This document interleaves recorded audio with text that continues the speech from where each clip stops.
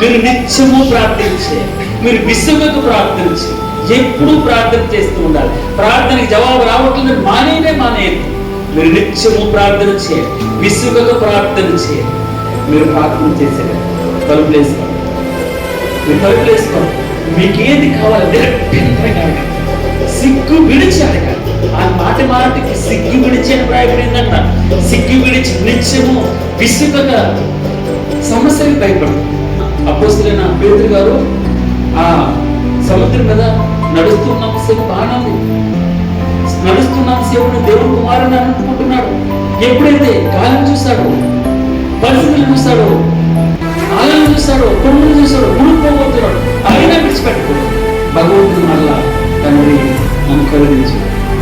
అక్కడ ప్రతి సమయంలోనే ఆయన మనకు గుర్తు రావాలి, ఆయన జ్ఞాపకం తెచ్చుకుంటూ ఉండాలి.